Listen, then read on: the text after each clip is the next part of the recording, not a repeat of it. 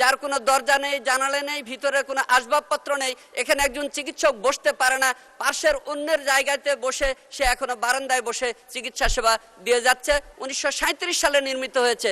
এই চিত্র দেখলে বোঝা যায় এটা কোনো স্বাস্থ্য কেন্দ্র হতে পারে না, এর কোনো স্বাস্থ্যের চিহ্ন মাত্র নেই। সিদ্ধান্ত প্রস্তাব নম্বর 3, আমি এখন মাননীয় সদস্য জনাব ইকরামুল বারী টিপু নওগাঁ 4 আসন থেকে নির্বাচিত, তাকে তার সিদ্ধান্ত প্রস্তাবের পক্ষে বক্তব্য রাখার জন্য আহ্বান জানাচ্ছি। ধন্যবাদ। আমি যে সিদ্ধান্ত, আপনার সময় 2 মিনিট। ধন্যবাদ। স্পিকার একটু বাড়ায় না দিলে, যাদের সংশোধনী আছে তাদের যদি 1 মিনিট দেন, আর যারা প্রস্তাব উত্থাপনকারী তাদের জন্য 2 মিনিট দেন, তাহলে এটা বিরাট গ্যাপ হয়ে যায়। মাননীয় স্পিকার একটু বিবেচনা করবেন দয়া করে।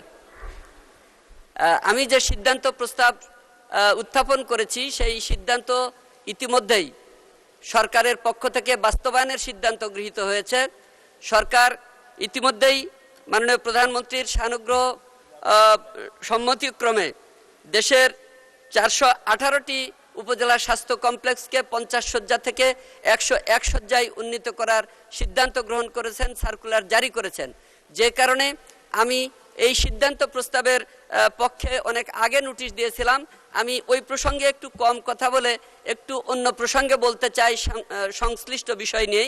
সেটা হচ্ছে এই উপজেলা স্বাস্থ্য কমপ্লেক্স তো 101 শয্যায় উন্নীত হবে ঠিকই, কিন্তু আমার 14টি ইউনিয়নের মধ্যে 9টি ইউনিয়নে উপস্বাস্থ্য কেন্দ্র রয়েছে, যেগুলো কোনোটা 1930 সালে, কোনোটা 1937 সালে নির্মিত। আমি 2-1টা উপস্বাস্থ্য কেন্দ্রের ছবি এনেছি মহান সংসদে দেখানোর জন্য।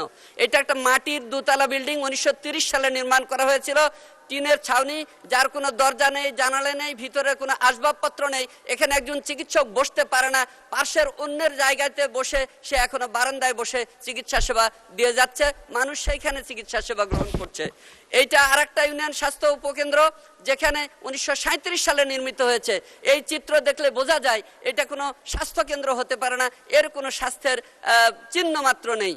এই রকমের প্রত্যেকটা উপস্বাস্থ্য কেন্দ্রের অবস্থা আমার উপজেলায়। মাননীয় স্পিকার, এই কারণে আমি মাননীয় স্বাস্থ্যমন্ত্রীর দৃষ্টি আকর্ষণ করতে চাই যে শুধুমাত্র উপজেলা স্বাস্থ্য কমপ্লেক্সকে চকচকে করলে হবে না, সেইখানে আসন বৃদ্ধি করলে হবে না।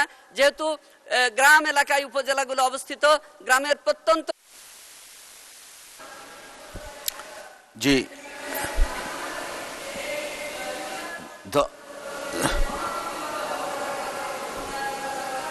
জি ধন্যবাদ মাননীয় সদস্য।